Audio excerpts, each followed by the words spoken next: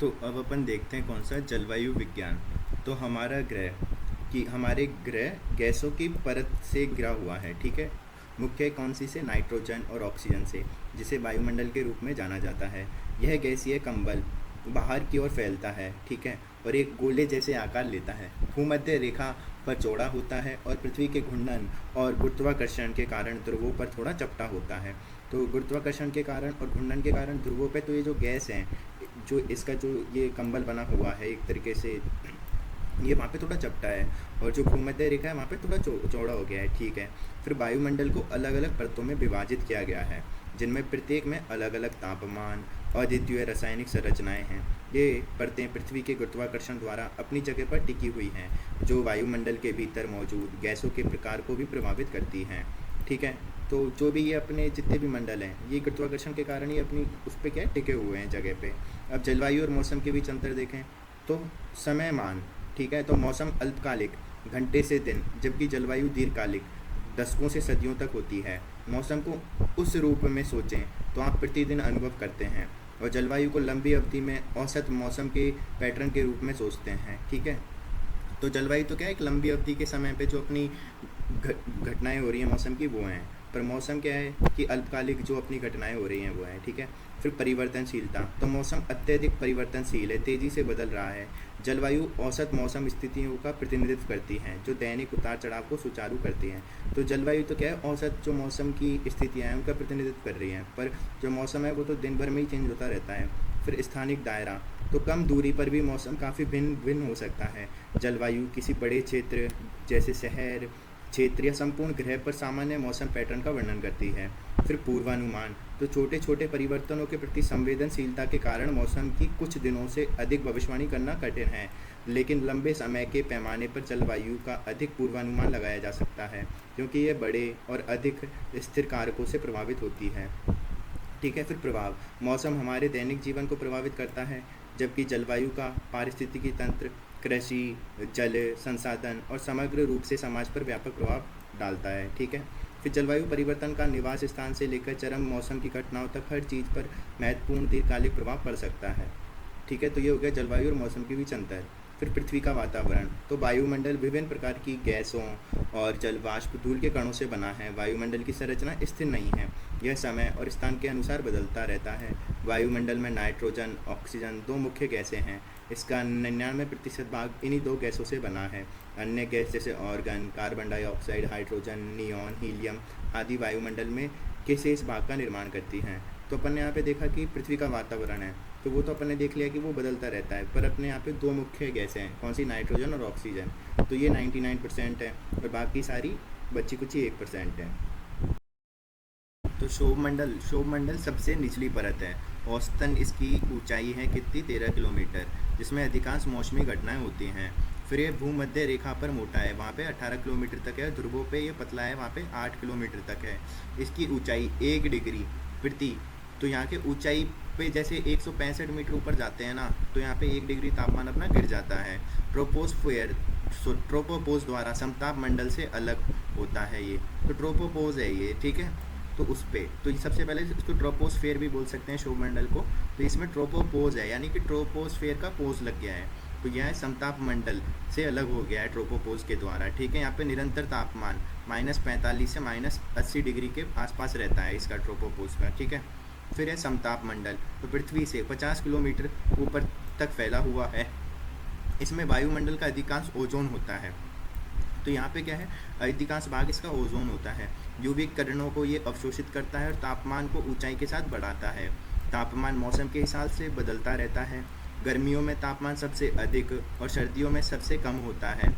न्यूनतम बादल और मौसम के कारण हवाई यात्रा के लिए आदर्श है। तो यहाँ पे बादल बहुत कम होते हैं समताप मंडल पे, ठीक है, इसलिए। और यहाँ पे मौसम की घटनाएं भी बहुत कम हैं, इसलिए यहाँ पे हवाई जो उड़ान होती हैं वो इसी में होती हैं। और निचले स्तर पर शीर्ष के बादल हो सकते हैं, तो यहाँ के जो निचले स्तर है वहाँ पे सीरस के बादल हो सकते हैं, ठीक है। फिर आता है मध्य मंडल, ठीक है, जिसको मीजोफेयर कहते हैं, मीजोस्फेयर। तो समताप मंडल के ऊपर मेजोपोज में न्यूनतम -90 डिग्री तक पहुँच जाता है। तो मीजोपोज होता है समताप मंडल के बाद पे, तो वहाँ का तापमान -90 डिग्री है, ठीक है। और फिर अधिकांश उल्काएं पृथ्वी के वायुमंडल में प्रवेश करते ही यहीं जल जाती हैं। तो मीज़ोस्फीयर में जब उल्कापिंड आते हैं तो यहाँ पे जल जाते हैं। फिर अत्यधिक ठंडे तापमान के कारण दुर्लभ जल वाष्प ध्रुवीय मीज़ोस्फीयर रात्रिचर बादलों में परिवर्तित हो जाते हैं। तो ये अत्यधिक ठंडा होता है, इसके कारण क्या होता है, यहाँ पे जल वाष्प है वो ध्रुवीय मीज़ोस्फेरिक रात्रिचर बादलों में परिवर्तित हो जाते हैं। फिर आता है बाह्य वायुमंडल। सूर्य से पराबैंगनी और एक्स-रे विकिरण के अवशोषण के कारण तापमान फिर से बढ़ जाता है यहाँ पे। और अंतर्राष्ट्रीय अंतरिक्ष स्टेशन उपग्रह इसी परत में परिक्रमा करते हैं, किसमें, बाह्य वायुमंडल में, ठीक है। और कार्बन रेखा 100 किलोमीटर ऊंचाई पृथ्वी के वायुमंडल को बाह्य अंतरिक्ष से अलग करती है। तो ये क्या कर रही है कि जो कार्बन लाइन है अपनी 100 किलोमीटर वाली ऊंचाई की, वो पृथ्वी के वायुमंडल को बाह्य अंतरिक्ष से अलग कर रही है, ठीक है। फिर है आयन मंडल। तो विद्युत आवेशित धाराओं वाला ऊपरी क्षेत्र है, ये 80 से 400 किलोमीटर तक होता है। रेडियो संचार को सक्षम बनाता है और रेडियो तरंगों को प्रतिबंधित करता है, प्रतिबिंबित कर देता है, ठीक है। तो ये है आयन मंडल, इसके कारण ही अपना रेडियो संचार हो पा रहा है। फिर है बहिर्मंडल। ये आयन मंडल के ऊपर 400 किलोमीटर से अधिक तक फैला हुआ है, ठीक है। तो ये है बहिर्मंडल और धीरे धीरे बढ़ते तापमान के साथ बेहद पतली हवा इसमें रहती है, ठीक है। तो यहाँ पे धीरे धीरे तापमान के साथ यहाँ पे बेहद पतली हवा भी यहाँ पे रहती है। फिर है जलवायु परिवर्तन और वातावरण। तो मानव गतिविधियाँ निचले और मध्य वायुमंडल में परिवर्तन ला रही हैं, जो बदले में हवा के पैटर्न के माध्यम से ऊपरी वायुमंडल को प्रभावित करती है। इन परिवर्तनों के महत्वपूर्ण परिणाम है जैसे गर्म तरंगे। तो जलवायु परिवर्तन उच्च दबाव प्रणालियों को तीव्र करता है, जिससे अधिक बार और गंभीर गर्मी लहरें पैदा होती हैं। ऊपरी वायुमंडल का सिकुड़ना। तो CO2 का बढ़ता स्तर ऊपरी वायुमंडल को ठंडा और सिकुड़ा देता है, जिससे अंतरिक्ष मलबे के जीवन काल पर असर पड़ता है। फिर सतह ओजोन। तो तापमान बढ़ने से जमीनी स्तर पर ओजोन बढ़ सकता है, जो हानिकारक वायु प्रदूषक है। फिर असमान ताप और शीतलन। तो ओजोन जलवायु को गर्म करती है, जबकि ब्लैक कार्बन जैसे कुछ कण वार्मिंग में योगदान करते हैं और सल्फेट जैसे अन्य कण शीतलन प्रभाव डाल सकते हैं। तो सल्फेट तो शीतलन का कारण बन रहा है यहाँ पे, और जो ब्लैक कार्बन है वो यहाँ पे वार्मिंग का योगदान दे रहा है। फिर भारी जलवायु परिवर्तन। तो यदि हम हमेशा की तरह व्यवसाय के रास्ते पर चलते रहें तो जलवायु मॉडल भारी बदलाव की भविष्यवाणी करते हैं, जिसमें वैश्विक तापमान 2.8 डिग्री सेल्सियस की वृद्धि, भूमि और आर्कटिक में और भी वृद्धि शामिल है। तो इतना ही इसके प्रभाव हैं तो जलवायु परिवर्तन और वातावरण में। तो यहाँ पे गर्म तरंगे हो जाएंगी, ऊपरी वायुमंडल का सिकुड़ जाएगा, सतह ओजोन बढ़ जाएगा, असमान ताप और शीतलन होगा, भारी जलवायु परिवर्तन हो जाएगा, ठीक है। फिर आगे चलते हैं गर्मी बजट। तो पृथ्वी पर आने वाले सौर विकिरण यानी शॉर्ट वेव विकिरणों को अवशोषित करती है। तो पृथ्वी आने वाले जो भी सौर विकिरण है उनको अवशोषित कर लेती है और स्थलीय विकिरण यानी कि लॉन्ग वेव के रूप में गर्मी को वापस अंतरिक्ष में छोड़ती है। आने वाले और बाहर जाने वाली गर्मी के बीच यह संतुलन पृथ्वी के को एक स्थिर तापमान पर बनाए रखने की अनुमति देता है, जिसे पृथ्वी का ताप बजट कहा जाता है। जलवायु और पृथ्वी का ऊर्जा बजट। तो असमान तापन और विनियमन। तो गोलाकार पृथ्वी असमान सौर ताप प्राप्त करती है, जिसमें गर्म भूमध्य रेखीय क्षेत्र, ठंडे ध्रुवीय क्षेत्र होते हैं। इसके अलावा वायुमंडल और महासागर गर्मी को पुनर्वितरित करने और संतुलित बनाए रखने के लिए विभिन्न प्रक्रियाओं के माध्यम से एक साथ काम करते हैं। फिर जलवायु दबाव और असंतुलन। तो सौर गतिविधियाँ, ज्वालामुखी विस्फोट और मानवीय गतिविधियाँ जैसे कारक इस संतुलन को बाधित करते हैं। ये प्रभाव, जिन्हें जलवायु दबाव कहा जाता है, ये जलवायु परिवर्तन का कारण बन सकते हैं। फिर है मानवीय प्रभाव। तो नासा का हालिया अध्ययन ग्लोबल वार्मिंग के प्राथमिक चालक के रूप में मानव जनित ग्रीन हाउस गैसों को पुष्टि करता है। बढ़ी हुई गर्मी के कारण पृथ्वी के ऊर्जा बजट में असंतुलन वैश्विक जलवायु पैटर्न में दीर्घकालिक बदलाव का परिणाम है, ठीक है। तो ये सारी चीज़ें हो रही हैं। फिर अगला है शहरी ताप और द्वीपीय ताप और लहरों के बीच तालमेल। तो गर्म तरंगे, गर्मी की लहरें अत्यधिक उच्च तापमान की अवधि होती हैं, जो सामान्य स्तर से अधिक होती हैं, जो अक्सर गर्मी के मौसम के दौरान भारत के उत्तरी पश्चिमी और दक्षिणी मध्य क्षेत्र में होती है। गर्म लहरों का प्रभाव। गर्मी की लहर के प्रभाव के उदाहरण में पूर्वोत्तर एशिया में 2018 की रिकॉर्ड तोड़ गर्मी की लहर शामिल है, जिसमें परिणाम स्वरूप जापान में हीट स्ट्रोक की बड़ी संख्या में अस्पताल में भर्ती होना पड़ा। चीन में लंबे समय तक उच्च तापमान की चेतावनी दी गई। फिर प्रति चक्रवात की भूमिका। हाल ही के शोध से पूर्वोत्तर एशिया में अत्यधिक गर्मी बढ़ती घटनाओं और क्षेत्र में एंटी साइक्लोन की भागीदारी के बीच संबंध पता चलता है। फिर शहरी ऊष्माद्वीप प्रभाव। तो गर्मी की लहरों के दौरान आसपास के ग्रामीण क्षेत्रों की तुलना में शहरी क्षेत्रों में तापमान में वृद्धि का अनुभव होता है। बढ़ी हुई गर्मी, कम वाष्पीकरण, शीतलन और उच्च मानव जनित गर्मी जैसे कारक इस प्रभाव में योगदान करते हैं। शहरी ताप द्वीपों का निर्माण इसलिए होता है क्योंकि सतही ऊर्जा बजट में बदलाव, कृत्रिम सतहों की ताप भंडारण क्षमता में वृद्धि और वाष्पीकरण शीतलन में कमी के कारण शहरी क्षेत्रों में उच्च तापमान प्रदर्शित होता है। फिर है हिममंडल और जलवायु परिवर्तन।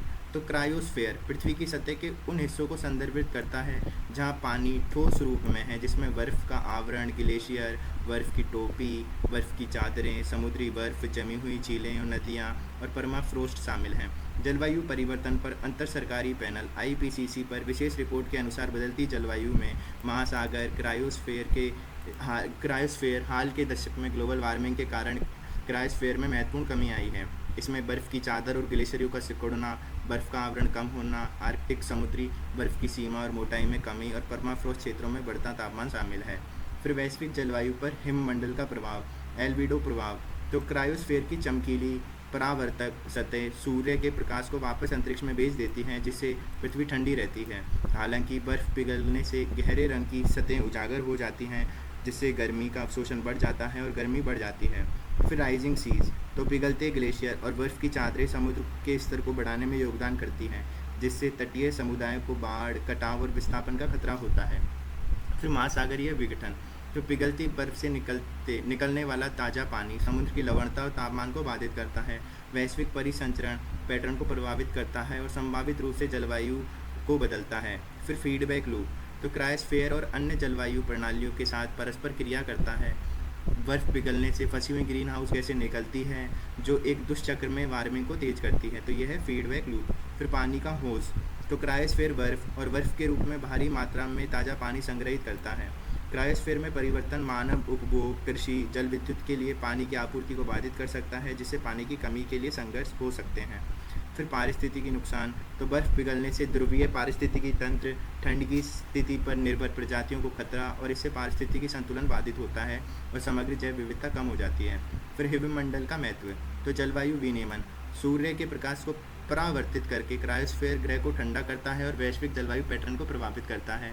फिर समुद्र तल नियंत्रण। तो क्रायोस्फीयर समुद्र के स्तर को नियंत्रित करने में मदद करता है, जिससे तटीय क्षेत्र में विनाशकारी बाढ़ को रोका जा सकता है। जल सुरक्षा। तो पिघलती बर्फ़ पारिस्थितिकी तंत्र और मानव आबादी के लिए निचले प्रवाह में ताज़ा पानी प्रदान करता है। फिर जलवायु प्रतिक्रिया। क्रायोस्फीयर में परिवर्तन फीडबैक लूप के माध्यम से जलवायु परिवर्तन को बढ़ा सकती है। फिर है जैव विविधता समर्थन। तो क्रायोस्फीयर अद्वितीय पारिस्थितिकी तंत्र और ठंड के अनुकूलन प्रजातियों को बनाए रखता है। फिर है मौसम चक्र। तो क्रायोस्फीयर मौसम के पैटर्न को प्रभावित करता है और तूफान, वर्षा, तापमान, चरम सीमा को प्रभावित करता है। फिर क्रायोस्फीयर की सुरक्षा के लिए पहल क्या है? तो पेसर क्या है? ध्रुवीय विज्ञान और क्रायोस्फीयर अनुसंधान। यह कार्यक्रम सीधे ध्रुवीय क्षेत्र और जमी हुई पृथ्वी की सतह के सभी रूपों की जांच करता है। पेसर ध्रुवीय जलवायु, बर्फ चादरें, ग्लेशियर, परमाफ्रोस्ट पर अनुसंधान का समर्थन करता है।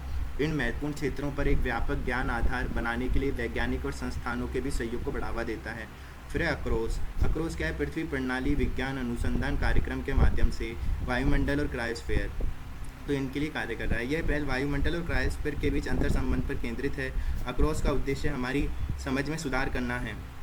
ये दोनों प्रणालियाँ जलवायु परिवर्तन, मौसम के पैटर्न और पर्यावरण प्रक्रियाओं पर कैसे प्रभाव डालती हैं और प्रभावित करती हैं, तो इन सब चीज़ का ये क्या अध्ययन करता है। फिर है फुजीवारा प्रभाव। फुजीवारा प्रभाव क्या है? तो फुजीवारा प्रभाव मौसम विज्ञान की घटना है जो दो निकटवर्ती चक्रवाती सिस्टम जैसे उष्णकटिबंधीय चक्रवात या तूफान या एक सामान्य केंद्र के चारों ओर घूमते हैं और दूसरे से संपर्क करते हैं। प्रभाव तब होता है जब चक्रवात एक दूसरे की गति तीव्रता को प्रभावित करने के लिए करीब होते हैं। फिर निष्कर्ष क्या है? संक्षेप में जलवायु विज्ञान न केवल पृथ्वी की जलवायु प्रणालियों के बारे में हमारी वैज्ञानिक समझ को गहरा करता है, बल्कि हमें अपने ग्रह के भविष्य की सुरक्षा के लिए सूचित निर्णय लेने के लिए भी सशक्त बनाता है। जैसे जैसे हमारी जलवायु बदल रही है, वास्तविकताओं का सामना कर रहे हैं, जलवायु विज्ञान में चल रहे अनुसंधान, शिक्षा और अंतर्राष्ट्रीय सहयोग के महत्व को कम करके आंका नहीं जा सकता। सामूहिक प्रयास के माध्यम से हम हमारी दुनिया को आकार देने वाली जलवायु परिवर्तन को बेहतर ढंग से समझ सकते हैं, भविष्यवाणी कर सकते हैं और प्रतिक्रिया दे सकते हैं।